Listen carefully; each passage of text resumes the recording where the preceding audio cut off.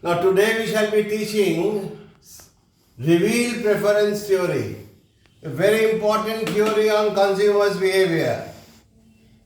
The theory of revealed preference was enunciated by Paul Samuelson. He was a Nobel laureate. In an article का नाम लिख लो, in an article, Consumption Theory in Terms of Revealed Preference, which was published in November 1948. This theory was a major breakthrough in the theory of demand because indifference curve theories were introspective theory. एक indifference curve में लाखों crore combinations है. इतना consumer कभी खा नहीं सकता है, सिर्फ सोचता है इतना एक्स इतना वाई दो या इतना एक्स इतना वाई दो, कोई भी दो, my level of satisfaction is the same, मेरा संतुष्टि का स्तर समान है. सैमुएल्सन का आज इस तरह इंट्रोस्पेक्टिव या साइकोलॉजिकल थ्योरी नहीं चलेगा. My theory will be behavioristic. Behavioristic means it will be based on the actual behavior of the consumer.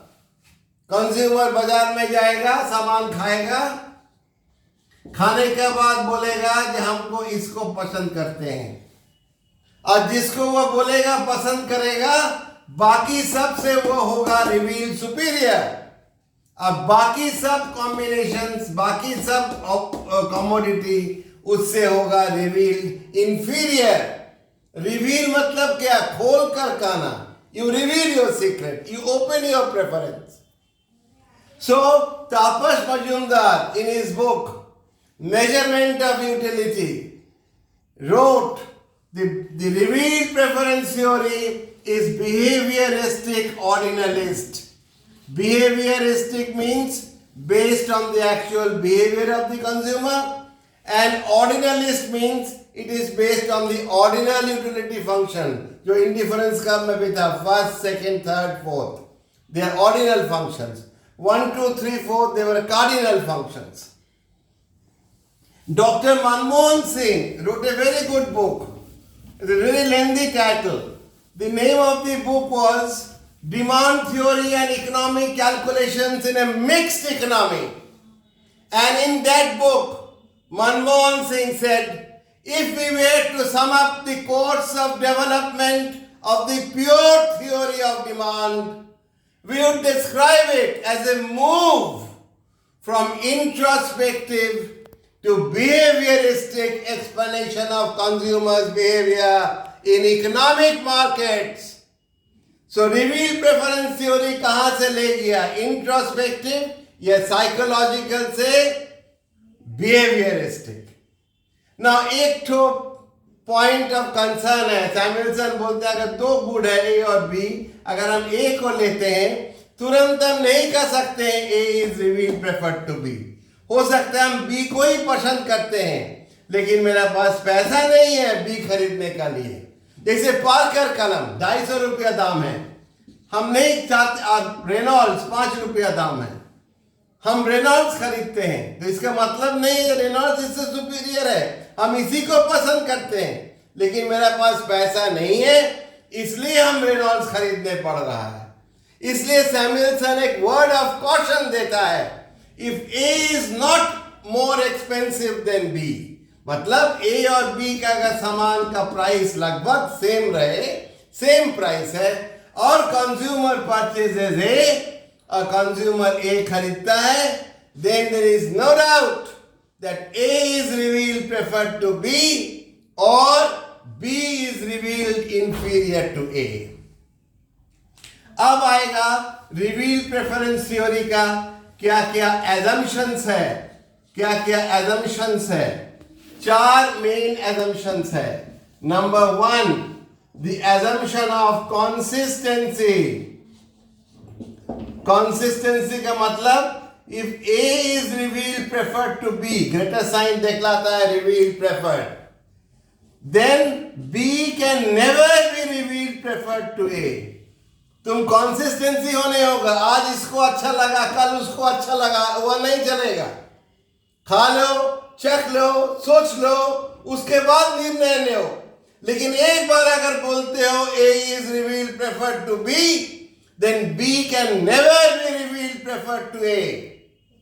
The second assumption is the assumption of transitivity. Transitivity कहता है A is revealed preferred to B and B is revealed preferred to C, then A is revealed preferred to C. Number 3 में है the consumer faces a price line. एक price line रहेगा, budget line, कीमत रेखा. And number 4 is बहुत important है. This theory is based on the strong ordering hypothesis. Strong ordering. Indifference curve क्या था? Weak ordering. Weak ordering में indifference curve में क्या था? कोई भी दो मेरा संतुष्टि समान है. So weak ordering में क्या था? देवर क्यों संतुष्टि समान है? कोई भी कॉम्बिनेशन दो मेरा संतुष्टि समान है, क्योंकि हम उदासीन हैं, हम इंडिफरेंट हैं, इसलिए बोलते हैं कोई भी दो. माँ पूछती है रात को क्या खाओगे, रोटी ना चावल, कोई भी दो. कोई भी दो हम तभी कहते हैं जब मेरा दो वस्तु में हम उदासीन हैं, हम इंडिफरेंट है, मतलब दो वस्तु में हमको मिलता है सेम सेटिस्फैक्शन, समान संतुष्टि. So indifference curve was weak ordering. Weak means presence of indifference and many combinations. कोई भी दो मेरा संतुष्टि सेम है. लेकिन strong ordering में absence of indifference. हम कभी नहीं बोलेंगे कोई भी दो, हम बोलेंगे यही दो. So strong ordering means absence of indifference and only one combination. कभी नहीं उपभोक्ता बोलेगा कोई भी दो मेरा संतुष्टि समान है. So weak ordering, many combinations, absence of indifference. Strong ordering, only one combination and absence of indifference. इसलिए हम लोग जब प्राइस लाइन ड्रॉ करते हैं, हिक्स ना का एक कोटेशन है, इसको बाद में बार बार सुनकर लिख लोगे. The difference between strong and weak ordering is that, Hicks का शब्द में है, the chosen position is shown to be preferred from all positions in and on the line. Strong ordering में जिसको तुम चूज किया वो preferred है in the triangle or on the line. But under weak ordering, it is shown to be preferred to all positions in the triangle, but may be indifferent to all positions on the same boundary as itself. लेकिन same boundary में हम indifferent है weak ordering में. अब next आएगा derivation of demand theorem from revealed preference. Derivation of demand theorem from revealed preference hypothesis. इसको सैमुएल्सन नाम दिया था the fundamental theorem of consumption theory. The fundamental theorem of consumption theory. और सैमुएल्सन ने सिर्फ पॉजिटिव इनकम इलास्टिसिटी लिया था, इसलिए सैमुएल्सन सिर्फ कहा था if the price falls the demand will increase, if the price increases the demand will decrease. That means he only showed an inverse relationship between price and demand. That is, he fell in the same trap as Marshall. Samuelson could not explain the inferior goods. Samuelson could not explain the Giffen paradox because he only said income effect is positive, and therefore he only could derive an inverse relationship between price and demand. और सैमुएल्सन के शब्द में any good which is known, any good which is known always to increase, bracket में decrease in demand when money income alone rises, bracket में false must inevitably shrink in demand, shrink bracket में increase in demand when its price alone rises, bracket में falls. So any good, demand कब बढ़ेगा? पहले bracket वाला छोड़ दो. Demand कब बढ़ेगा? जब मनी इनकम बढ़ेगा. So we have a direct relationship between demand and money income. Demand will increase when money income will increase. लेकिन प्राइस जब राइज करेगा, डिमांड श्रिंक करेगा. श्रिंक मतलब घटना, decrease. So demand will shrink inevitably, मतलब जरूर से श्रिंक करेगा जब प्राइस बढ़ेगा. तो प्राइस जब बढ़ेगा, डिमांड घटेगा.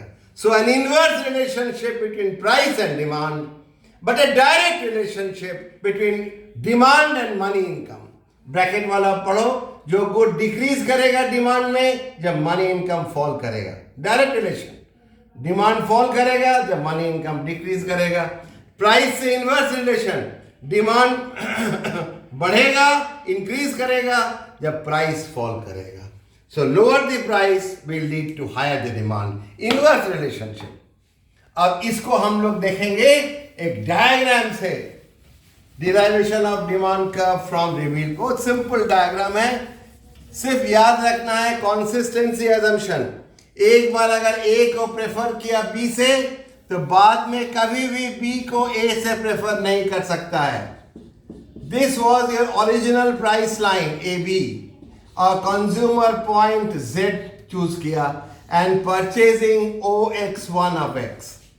नाउ जैसे ही वो जेड परचेज किया, जेड लिया, तो Z is reveal preferred to all positions below A B and all positions on A B. Z हो गया रिवील प्रेफर्ड ए बी पर सब पॉइंट से और ए बी का नीचे सब पॉइंट से.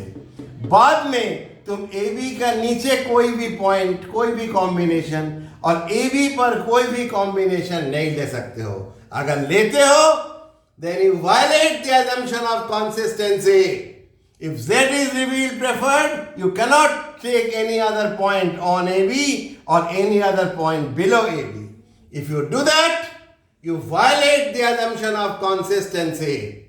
अब मान लो X का प्राइस फॉल किया. We have a new price line GH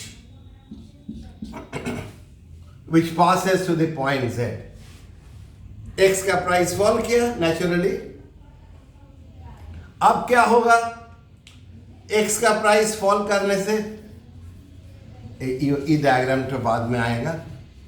X का प्राइस फॉल किया, so we have a new price line AC.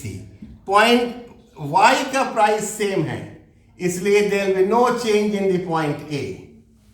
X का प्राइस फॉल किया है, so price line will become AC. अब जैसे ही X का प्राइस फॉल किया, कंज्यूमर का रियल इनकम बढ़ गया. तो रियल इनकम नहीं निकालने से इनकम इफेक्ट भी उसमें घुस जाएगा. वास्तविक आय बढ़ गया. वास्तविक आय घटाने से we draw a new price line which passes through the point Z, और इसको हम लोग नाम देते हैं A', B'. The new price line which passes through the point Z. अब A', B' प्राइस लाइन का दो सेगमेंट है, A', Z और Z', A', Z में कोई पॉइंट नहीं खरीद सकता है कंज्यूमर, क्योंकि एक बार जब Z ले चुका है तो Z is reveal preferred to all points below AB and all points on AB. इसको नहीं लेगा तो कंसिस्टेंसी वायलेट होगा. So A', B' price line का A', Z सेगमेंट में कंज्यूमर कोई भी बिंदु, कोई भी कॉम्बिनेशन नहीं खरीद सकेगा. अगर खरीदता है, he violates the assumption of consistency. तो Z', B' का कोई सेगमेंट में लेने होगा. अगर मान लो Z B डैश सेगमेंट में वह पॉइंट M लेता है और M में वह खरीदता है OX2 ऑफ गुड X, तो क्या प्रमाण हुआ? X का पहले X OX1 of good X खरीद रहा था, now the price of X falls, he purchases a larger amount of good X OX2, so lower the price leads to higher the demand. That is, he depicts an inverse relationship between price and demand. Giffen good नहीं कर सका था Samuelson. कल हम लोग पढ़ेंगे इन reveal preference theory और indifference curve theory का comparison, we shall see the merits of the reveal preference and also the demerits.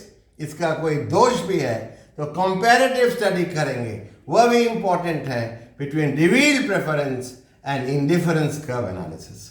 Thank you.